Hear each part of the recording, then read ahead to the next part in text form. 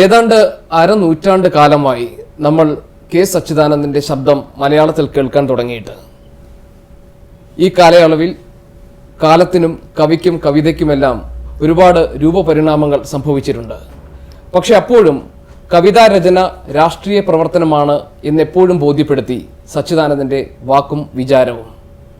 അതുകൊണ്ട് തന്നെ കവിയുമൊത്തുള്ള ഈ സംഭാഷണത്തിന് ഒരു ഓണക്കാല സവിശേഷത എന്നതിനപ്പുറം ദർശനപരമായ രാഷ്ട്രീയമായ ചില മാനങ്ങൾ കൂടിയുണ്ട്. കവി സച്ചിദാനന്ദനാണ് ഇന്ന് എന്നോടൊപ്പം. So welcome. നമസ്കാരം. കവിതയുടെ പൂർണ്ണത തേടുക എന്നത്, കാലത്തിൻ്റെ വിഷം തീണ്ടുക എന്നത് കവിയുടെ ഒരു നിയോഗമാണെന്നും കവിയുടെ നിത്യാവസ്ഥയാണെന്നും താങ്കൾ പറഞ്ഞിട്ടുണ്ട്. നമ്മുടെ രാജ്യത്ത് പുതിയൊരു ഭരണകൂടം ഉണ്ടായിരിക്കുന്നു, പുതിയൊരു സാംസ്കാരിക സാഹചര്യം ഉണ്ടായിരിക്കുന്നു. ഈ കാലത്ത് ഈ അവസ്ഥയിൽ എന്താണ് കവിയുടെ റോൾ? എങ്ങനെയാണ് താങ്കളെയും കവിതയെയും പുനർനിർവചിക്കുന്നത്? കവിത ഒരർത്ഥത്തിൽ പറഞ്ഞാൽ ജാഗ്രതയുടെ ഒരു വലിയ രൂപമാണ്. ദൈക്ഷണിക ജാഗ്രത, വൈകാരിക ജാഗ്രത, ദാർശനിക ജാഗ്രത, ഈ മൂന്ന് ജാഗ്രതകളും ഒന്നിക്കുന്ന ഒരു പ്രദേശമായിട്ടാണ് ഒരുപക്ഷെ കവിതയെ, സാഹിത്യത്തെ പൊതുവേ തന്നെ നമുക്ക് നിർവചിക്കാൻ കഴിയുക. ചുരുങ്ങിയത് ഞാൻ എങ്കിലും കവിതയെ കണ്ടിട്ടുള്ളത് അങ്ങനെയാണ്. ഉറങ്ങുമ്പോൾ എഴുതുന്ന ഒരു കവിതയല്ല എൻ്റേത്, ഉണർന്നിരിക്കുമ്പോൾ എഴുതുന്നൊരു കവിതയാണ്. അതുകൊണ്ട് തന്നെ എനിക്ക് തോന്നുന്നു ഇന്നത്തെ പോലെ ഒരു കാലം, ഫാസിസത്തിൻ്റെ ആസന്ന സാധ്യത നമ്മെ പൊതിഞ്ഞിരിക്കുന്ന ഒരു കാലം കവിയിൽ നിന്ന് വലിയ ഒരു പ്രതിരോധം ആവശ്യപ്പെടുന്നുണ്ട്. ഈ ഞാൻ ഉദ്ദേശിക്കുന്നത് ഈ പ്രതിരോധം പലപ്പോഴും വളരെ പ്രത്യക്ഷമായ രൂപത്തിൽ ഒരു രാഷ്ട്രീയ സന്ദേശത്തിൻ്റെ രൂപത്തിൽ കവിതയിൽ പ്രത്യക്ഷപ്പെട്ടില്ലെന്ന് വരാം.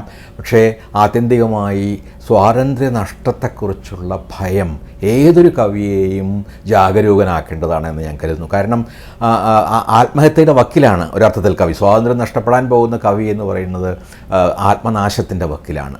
അതുകൊണ്ട് ആത്മനാശത്തെ ഭയപ്പെടുന്ന, അല്ലെങ്കിൽ സ്വയം രക്ഷിക്കാൻ ആഗ്രഹിക്കുന്ന, തൻ്റെ ആവിഷ്കാരത്തെ, തൻ്റെ ഭാഷയെ, തൻ്റെ സ്വപ്നത്തെ, സ്വാതന്ത്ര്യത്തെക്കുറിച്ചുള്ള തൻ്റെ വലിയ സങ്കല്പങ്ങളെ സംരക്ഷിക്കാനാകുന്ന ഏതൊരു കവിക്കും ആത്യന്തികമായി ഈ തരത്തിലുള്ള ഒരു പ്രതിസന്ധിയെ നേരിട്ടേ തീരൂ. അതിനെക്കുറിച്ചുള്ള തൻ്റെ ബോധ്യങ്ങൾ മറ്റുള്ളവരുമായിട്ട് തനിക്ക് ലഭ്യമായ എല്ലാ രൂപങ്ങളിലും പങ്കുവച്ചേ തീരൂ എന്ന് ഞാൻ കരുതുന്നു. മോദി സർക്കാർ വന്ന ശേഷം രചിക്കപ്പെട്ട മഹാഭാരതം എന്ന താങ്കളുടെ കവിതയുടെ അവസാന ഭാഗത്ത് എഴുതി വയ്ക്കുന്നത് ശകുനിയുടെ വിജയമാണ്. ശകുനി കാണുന്നു ഇനിയുള്ള 10 വർഷം, അത് കഴിയുമ്പോൾ ദരിദ്രരുണ്ടാകില്ല, സ്ത്രീകൾ പ്രസവിക്കാൻ ധൈര്യപ്പെടില്ല. ആ 10 വർഷം എന്ന കാലയളവ്, അതിനുശേഷമാണ് ഒരു സ്വാതന്ത്ര്യദിന പുലരിയിൽ പ്രധാനമന്ത്രി പറയുന്നത്, ഈ 10 വർഷം നിങ്ങൾ സമാധാനത്തോടെ ഇരിക്കൂ, ഇനി നല്ല നാളുകൾ ഇന്ത്യയിലേക്ക് വരാൻ പോകുന്നത്. ഒരു സ്ട്രേഞ്ച് കോഇൻസിഡൻസ് ആ രചനയിലുണ്ട്. അതിനപ്പുറം ഒരു പ്രവചന സ്വഭാവം അതിലുണ്ട്. ആ രചനയ്ക്ക് പിന്നിലുള്ള പ്രേരണ എന്തായിരുന്നു? അതിൽ ഒരു കവി എന്ന നിലയിലുള്ള താങ്കളുടെ ഇൻസൈറ്റ് എത്രത്തോളം സൂക്ഷ്മതയുള്ളതാണ്? വളരെ ജാഗരൂകനായി ഈ ഹിന്ദുത്വത്തിൻ്റെ വളർച്ചയെ കണ്ടുപോകുന്ന ഒരാൾ എന്ന നിലയിൽ അതിൻ്റെ ഒരു ഏറ്റവും ഭീഷണമായ പരിണാമഘട്ടം എന്ന നിലയിലാണ് ഞാൻ മോഡിയുടെ ആഗമനത്തെയും ഇന്നത്തെ ഇന്ത്യയുടെ അവസ്ഥയെയും കാണുന്നത്.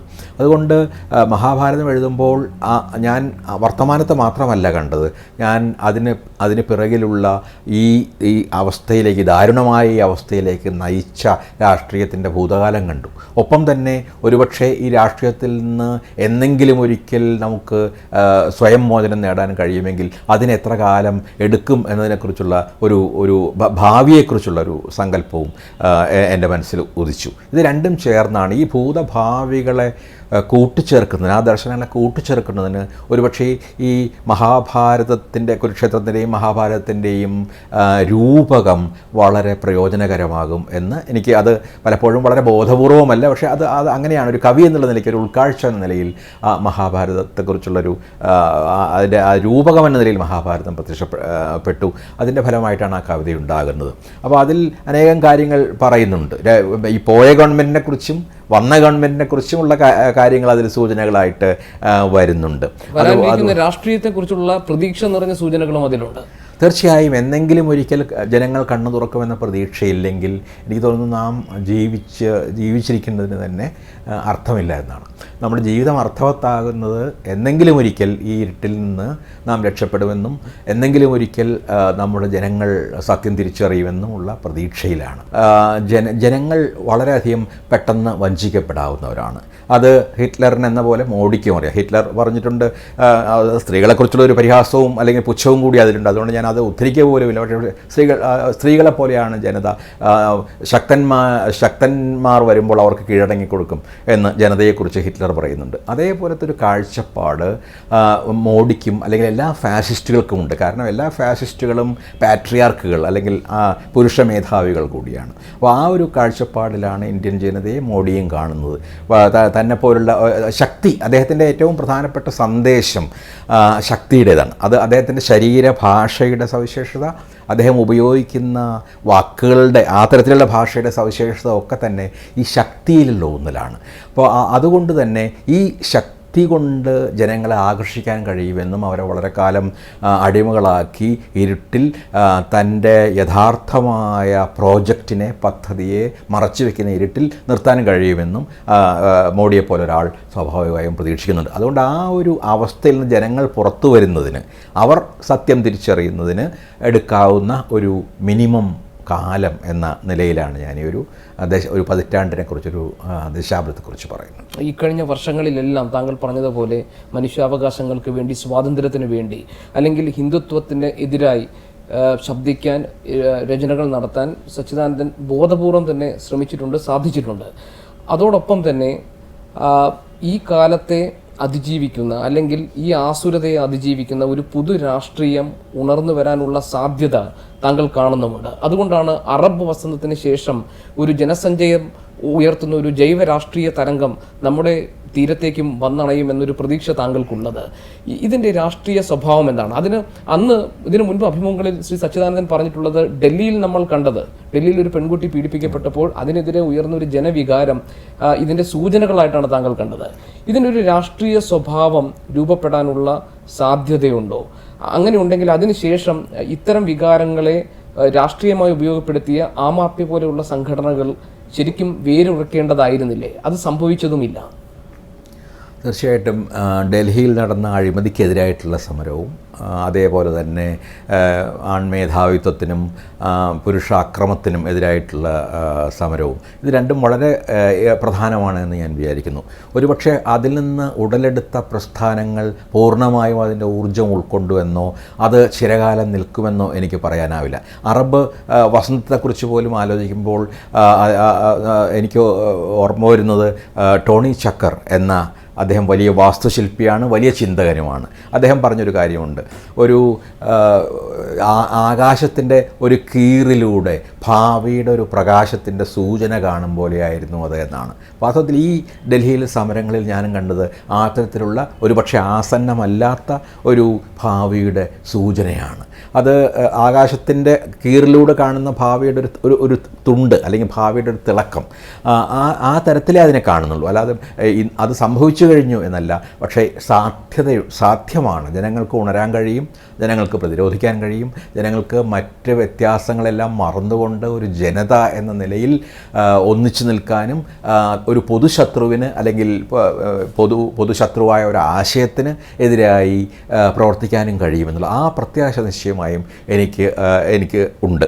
ഇതിനർത്ഥം നിലനിൽക്കുന്ന രാഷ്ട്രീയ കക്ഷികളെയോ രാഷ്ട്രീയ പ്രത്യയശാസ്ത്രങ്ങളെയോ ഒക്കെ മുഴുവനായി ഒഴിവാക്കിക്കൊണ്ട് ഉണ്ടാകുന്ന ഒരു ജനസഞ്ചയത്തെക്കുറിച്ചല്ല ഞാൻ സങ്കല്പിക്കുന്നത്.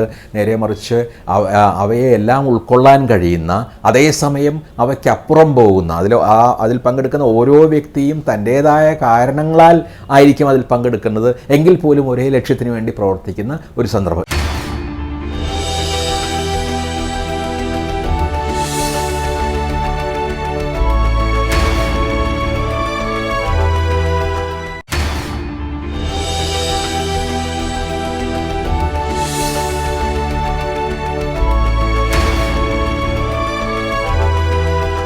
കേരളത്തെ സംബന്ധിച്ച് കേരളത്തിലെ ചെറുപ്പക്കാർക്കിടയിൽ, കേരളത്തിലെ സമൂഹത്തിൽ ഒരു ദൈക്ഷണികമായ ജാഗ്രത അവസ്ഥ, അത് അതിൻ്റെ മൂർത്ത രൂപത്തിൽ നമുക്ക് അനുഭവപ്പെട്ട കാലഘട്ടമായിരുന്നു 60കളും 70കളും.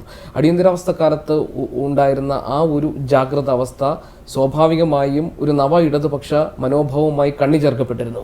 ഈ നവ ഇടതുപക്ഷ മനോഭാവം, ആറ്റിറ്റ്യൂഡ് അല്ലെങ്കിൽ ചിന്ത, അതിന് പിന്നീട് എന്തുകൊണ്ടാണ് ഒരു തുടർച്ച സംഭവിക്കാതെ പോയത്? അതുപോലെ ഒരു വിശാലമായ ഒരു ഇടത് സാധ്യതയെക്കുറിച്ച് കൂടിയാണ് താങ്കൾ ഇപ്പോഴും പറയുന്നത്. അതിന് അന്നത്തെ 70കളിലെ നമ്മുടെ ദൈഷ്ണികതയ്ക്ക് അല്ലെങ്കിൽ നമ്മുടെ ബോധത്തിന് ഒരു തുടർച്ച രാഷ്ട്രീയമായി ഉണ്ടാകാതിരിക്കുകയും പുതിയ ഒരു നവലിബറൽ കാലഘട്ടത്തിൽ നമ്മൾ അതിൻ്റെ സാധ്യതകൾ ഉണ്ടാകുമെന്ന് പ്രതീക്ഷിക്കുകയും ചെയ്യുന്നതിൽ വൈരുദ്ധ്യമില്ലേ? നവലിബറൽ കാലഘട്ടത്തിൽ തന്നെയാണ് നിശ്ചയമായും അതിനെതിരായി തന്നെയാണ് ഈ പുതിയ രീതിയിലുള്ളൊരു ഇടതുപക്ഷം എന്ന് വിളിക്കണമെങ്കിൽ ആ ഇടതുപക്ഷം ഉയർന്ന് വരേണ്ടതും വരുന്നതും എന്ന് ഞാൻ വിചാരിക്കുന്നു. അതേസമയം തന്നെ ഇടതുപക്ഷത്തിൻ്റെ പല തിരിച്ചടികൾക്കും കാരണമായത് ഈ നവലിബറലിസത്തെ അത് വരുന്ന കാലത്ത് തന്നെ തിരിച്ചറിയാതിരിക്കുകയും അതിൻ്റെ അപകടങ്ങളെക്കുറിച്ചുള്ള തീവ്രമായ ബോധമില്ലാതിരിക്കുകയും ചെയ്തത് കൂടിയാണെന്ന് ഞാൻ വിചാരിക്കുന്നു. ഉദാഹരണത്തിന് മാർക്സിസ്റ്റ് ലെനിനിസ്റ്റ് പ്രസ്ഥാനത്തിൻ്റെ പ്രധാനപ്പെട്ട വിനാശകാരണം അതിൻ്റെ ഫ്രാഗ്മെൻറ്റേഷൻ, അതിൽ നടന്ന ശിഥിലീകരണമായിരുന്നു. അതിൽ അനേക തരത്തിലുള്ള ലൈനുകളുണ്ടായി, നേതാക്കൾക്ക് വേണ്ടി പ്രത്യയശാസ്ത്രത്തിൻ്റെ സവിശേഷ രൂപങ്ങളുണ്ടായി, ആ തരത്തിലുണ്ടായ ഒരു വിഘടനം അതിലുണ്ടായിരുന്നു. ഒപ്പം തന്നെ അതിൻ്റെ ഒരു വിപ്ലവ സങ്കല്പത്തിലും ഒരുപാട് പരിമിതികളുണ്ടായിരുന്നു. ഉദാഹരണത്തിന് ഇപ്പോൾ നമ്മുടെ ചെയർമാൻ, ചൈനീസ് ചെയർമാൻ എന്നൊക്കെ പറയുന്ന ആ വാസ്തവത്തിൽ ഇന്ത്യയുടെ യഥാർത്ഥ അവസ്ഥയെ ഏതെങ്കിലും പഴയ റഷ്യയുടെയോ ചൈനയുടെയോ ക്യൂബയുടെയോ ഏതെങ്കിലും മറ്റ് ഇടതുപക്ഷത്തേക്ക് പോയ അല്ലെങ്കിൽ സോഷ്യലിസ്റ്റ് മുന്നേറ്റങ്ങളുണ്ടായ നാടിൻ്റെ അവസ്ഥയുമായി നമുക്ക് നേരിട്ട് താരതമ്യം ചെയ്യാൻ കഴിയുമെന്ന് എനിക്ക് തോന്നുന്നില്ല. അനേകം ഭാഷകൾ, അനേകം മതങ്ങൾ, അനേകം വംശങ്ങൾ, ഈ തരത്തിലുള്ള ബഹുലത, എല്ലാ അർത്ഥത്തിലുമുള്ള ബഹുലത നിറഞ്ഞൊരു രാഷ്ട്രമാണ് ഇന്ത്യ. അപ്പോൾ ആ തരത്തിലുള്ളൊരു രാഷ്ട്രത്തെ ഒരു സാമൂഹ്യ പരിവർത്തനത്തെക്കുറിച്ച് ചിന്തിക്കുമ്പോൾ ഏതെങ്കിലും നാട്ടിൽ നിന്ന് ഒരു വിപ്ലവം ഇവിടെ പറിച്ചു നടാനും കഴിയുമെന്ന്, അല്ലെങ്കിൽ ഹൂനാൻ റിപ്പോർട്ടിൻ്റെയോ അല്ലെങ്കിൽ യനാൻ്റെയോ ഒക്കെ അടിസ്ഥാനത്തിൽ നമുക്കിവിടെ അതേപോലത്തെ ഒരു വിപ്ലവം സംഭവിപ്പിക്കാൻ കഴിയുമെന്ന് വിശ്വസിക്കുന്നതിലൊരു മൗഢ്യമുണ്ട്, അല്ലെങ്കിൽ അതിലൊരു അപര്യാപ്തതയുണ്ട്. അപ്പോൾ അതും കൂടിയായിരുന്നു, ഒരുപക്ഷെ രാഷ്ട്രീയമായ കാരണങ്ങൾ കൂടിയായിരുന്നു ഈ മാവോയിസ്റ്റ് പ്രസ്ഥാനത്തിൻ്റെ നാശത്തിലേക്ക് അല്ലെങ്കിൽ അതിൻ്റെ അപചയത്തിലേക്ക് നയിച്ചത് എന്ന് ഞാൻ വിചാരിക്കുന്നു. അതുകൊണ്ട് തന്നെ ഇന്ന് നമുക്ക് പുതിയ പ്രചോദനങ്ങൾ അന്വേഷിക്കേണ്ടതുണ്ട്. അപ്പോൾ ആത്യന്തികമായിട്ട് ഒരുപക്ഷെ ഇന്ത്യയെ പോലൊരു നാടിൽ ഒരു അടിസ്ഥാനപരമായ മാറ്റം ഉണ്ടാക്കുന്ന രണ്ട് കാര്യങ്ങളുണ്ട്. ഒന്ന്, ഒരു യഥാർത്ഥ ജനാധിപത്യത്തെക്കുറിച്ചുള്ളൊരു സ്വപ്നം ഉണ്ടാവേണ്ടതുണ്ട്. നിർഭാഗ്യവശാൽ നമ്മുടെ മാർക്സിസ്റ്റ് പ്രസ്ഥാനത്തിന് പലപ്പോഴും ഇല്ലാതെ പോയത്, ജനാധിപത്യത്തിനകത്ത് പ്രവർത്തിക്കുമ്പോൾ പോലും ആ തരത്തിലുള്ളൊരു വിശ്വാസമുണ്ട്. എന്തെങ്കിലും ഒരിക്കൽ ഈ ബൂർഷ്വാ ജനാധിപത്യം അവസാനം നേരിട്ട് സോഷ്യലിസ്റ്റിലേക്കോ കമ്മ്യൂണിസ്റ്റിലേക്കോ ഒക്കെ പരിവർത്തനപ്പെടും എന്നുള്ളൊരു വിശ്വാസമുണ്ട്. പക്ഷേ ഈ ജനാധിപത്യം അത് വളരെയധികം കപടമായിരിക്കെ തന്നെ, അത് വളരെയധികം അപര്യാപ്തമായിരിക്കെ തന്നെ ഒരുപക്ഷെ അതിനെ യഥാർത്ഥ ജനാധിപത്യമാക്കി മാറ്റാൻ ജനങ്ങളുടെ യഥാർത്ഥ സ്വരം കേൾക്കുന്ന ഒരു വ്യവസ്ഥയായിട്ട് അതിന് മാറ്റാൻ കഴിയും എന്ന പൂർണ്ണമായൊരു ആത്മവിശ്വാസം ഇല്ലാത്തതുകൊണ്ടാവണം ജനാധിപത്യത്തിനകത്ത് പ്രവർത്തിക്കുമ്പോൾ പോലും പഴയ മുദ്രാവാക്യങ്ങൾ കമ്മ്യൂണിസ്റ്റ് പാർട്ടികൾ പോലും ആവർത്തിച്ചുകൊണ്ടിരുന്നു, ഇന്നും ഒരുപക്ഷെ ആവർത്തിച്ചുകൊണ്ടിരിക്കുന്നു. ഞങ്ങൾ ജനാധിപത്യവാദികളാണ് എന്ന് 100% ആത്മാർത്ഥതയോടുകൂടി പറയാൻ നമ്മുടെ കമ്മ്യൂണിസ്റ്റ് പാർട്ടികൾക്ക് പോലും ഇപ്പോഴും കഴിഞ്ഞിട്ടുണ്ടെന്ന് എനിക്ക് തോന്നുന്നില്ല. ഇപ്പോഴും ഇത് മുഴുവൻ കപടമാണെന്നും എന്തെങ്കിലും ഒരിക്കൽ മറ്റൊരു വ്യവസ്ഥ വരുമെന്നുമുള്ള ഒരു പ്രത്യാശയാണ് അത് ഉണ്ടാക്കുന്നത്. പക്ഷേ വാസ്തവത്തിൽ എനിക്ക് തോന്നുന്നു ഈ ജനാധിപത്യത്തിനകത്ത് പ്രവർത്തിച്ചുകൊണ്ട് തന്നെ ഒരു യഥാർത്ഥ ജനാധിപത്യ ബോധത്തിലേക്ക് നമ്മുടെ ജനങ്ങളെ നീക്കാൻ കഴിയേണ്ടതാണ്. അങ്ങനെ കഴിയുമെന്നുള്ള വിശ്വാസം കമ്മ്യൂണിസ്റ്റ് പാർട്ടികൾക്ക് ഉണ്ടാവേണ്ട. ഇവിടെയാണ് ഇപ്പോൾ ഗാന്ധിയെപ്പോലുള്ള ഒരു ചിന്തകൻ്റെ പ്രവൃത്തികൾക്കും വാക്കുകൾക്കുമൊക്കെ വലിയ പ്രാധാന്യമുണ്ട് എന്നെനിക്ക് തോന്നുന്നത്. കാരണം ഗാന്ധി ആത്യന്തികമായി ഭരണകൂട വിരുദ്ധനായ ചിന്തകനാണ്. ഇന്നത്തെ ഭാഷയിൽ പറയുകയാണെങ്കിൽ വേണമെങ്കിൽ അദ്ദേഹത്തെ അരാജകവാദി എന്ന് വിളിക്കാം. കാരണം അംബേദ്കർ പോലും ആത്യന്തികമായി ഭരണകൂടത്തെ ആശ്രയിച്ചുകൊണ്ടാണ് ഒരു വിമോചനത്തെക്കുറിച്ച്, ദളിതരുടെ മുന്നേറ്റത്തെക്കുറിച്ചൊക്കെ സ്വപ്നം കാണുന്നത്. പക്ഷേ ഗാന്ധിയുടെ ചിന്തയിൽ ഈ ഭരണകൂടം ആ തരത്തിലുള്ള കേന്ദ്രീകൃത അധികാരത്തിൻ്റെ എല്ലാ രൂപങ്ങൾക്കും എതിരായ ഒരു എതിരായിട്ടൊരു യുദ്ധം ഗാന്ധിയുടെ ചിന്തയിൽ എല്ലാ കാലത്തും ഉണ്ടായിരുന്നു. നമുക്ക് ഗാന്ധിയെ ഒരുപക്ഷെ പുതിയ രീതിയിൽ കണ്ടെത്തേണ്ടി വരും. പലപ്പോഴും ഗാന്ധിയന്മാർ കൊണ്ട് നടന്ന വൃദ്ധനായ ഉപയോഗശൂന്യനായ ഒരു ഗാന്ധിയെ ആവില്ല നാം കണ്ടെത്തേണ്ടത്. ഗാന്ധിക്കകത്തുണ്ടായ എല്ലാ കാലത്തും ഉണ്ടായിരുന്ന അന്വേഷകനെ, എല്ലാ കാലത്തും ഉണ്ടായ വ്യവസ്ഥാവിരുദ്ധനായ വിപ്ലവകാരിയെ ഒരുപക്ഷെ നമുക്ക് പുതിയ രീതിയിൽ നമ്മുടെ കാലത്ത് കണ്ടെത്തി